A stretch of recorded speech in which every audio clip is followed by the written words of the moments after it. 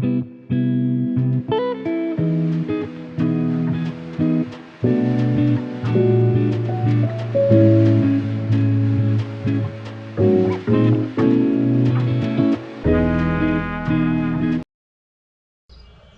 আলাইকুম প্রিয় বন্ধুরা, প্রিয় ভিউয়ার্স, ধারাবাহিক সময়ের প্রয়োজনে কিছু কথা নিয়ে আজকে আপনাদের সাথে আমি পঞ্চম পর্ব, মানে এর আগে আমি আরও 4টা পর্ব শেষ করেছি, আজকে হচ্ছে এটার পঞ্চম পর্ব।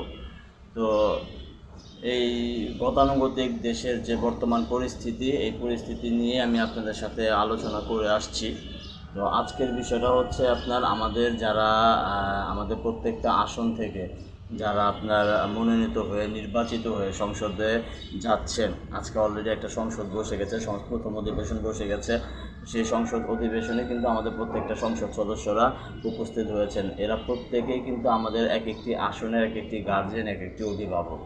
তো নির্বাচনের পূর্বে তাদের যে প্রতিশ্রুতি ছিল, তাদের যে কথা ছিল আমাদের আসনের জনগণের জন্য, আমাদের এলাকার জনগণের জন্য, আমরা আশা করি যে সেই সংসদ সদস্যরা সংসদে সেই কথাগুলো নিয়ে আলোচনা করবেন। এবং এর পাশাপাশি দলীয় নেতাকর্মী যারা তার সাথে ছিল, তাদের কথা পরে আসতেছি, আমি আরেকটা পর্বে দলীয় নেতাকর্মীদের সম্পর্কে কথা বলবো পরবর্তীতে। কিন্তু বর্তমান সময়ে দলীয় নেতাকর্মী ছাড়াও কিন্তু আপনি সংসদ নির্বাচনের পরে যখন আপনি জনগণের ম্যান্ডেট নিয়ে সরকার গঠন করলেন এবং সংসদে উপস্থিত হচ্ছেন সংসদ সদস্য হিসেবে, সেই সকল জনগণ কেমন আছে, কী আশয়, কী বিষয়, তাদের দুঃখ কষ্ট দুর্দশার কথা আমি এই পর্যন্ত নির্বাচনের 12 ফেব্রুয়ারি নির্বাচনের পরের থেকে নিয়ে আজকে পর্যন্ত আমাদের যিনি সংসদ সদস্য, ওই সংসদ সদস্যকে আমি আপনার ফিল্ডে, মাঠে আমাদের জনগণের পাশে আমি দেখি নাই, হয়তো বা উনি ঘোরাফেরা করছেন, জনগণের সাথে কথা বলছেন। তো জনগণের দুঃখ দুর্দশা লাঘবের জন্য উনি যেহেতু আমাদের সাথে একটা কমিটমেন্ট করেছেন, অবশ্যই তিনি এই কমিটমেন্টটা পালন করবেন, এটা আমাদের আশা।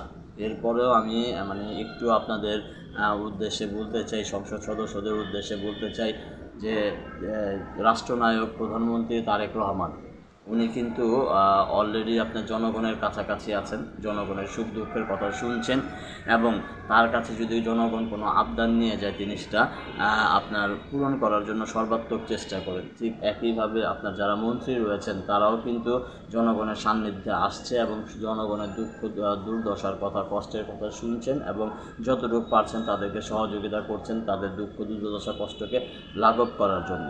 তো আমাদের যারা সংসদ সদস্য রয়েছেন, আপনারা প্রধানমন্ত্রীর চাইতে ঊর্ধ্বে নয়, আপনারা মন্ত্রীদের চাইতে ঊর্ধ্বে নয়, আপনাদেরকেও কিন্তু জনগণের সংস্পর্শে আসতে হবে। জনগণের সুখ দুঃখের কথা, তাদের কষ্টের কথা আপনাদেরকে শুনতে হবে, তাদের কথা বুঝতে হবে এবং সেগুলো লাঘব করার জন্যই আপনাদেরকে কাজ করে যেতে হবে। সুতরাং এখন ওই আশেপাশের মধ্যে নেতা কর্মীদের যে ভিড়, এই নেতাকর্মীর ভিড়ে তো আপনার সাথে জনগণের সাথে একটা সম্পর্ক তৈরি হবে না, কারণ আপনাকে তো অল টাইম আপনার নেতাকর্মীরা এই ঘিরে ধরে রাখে।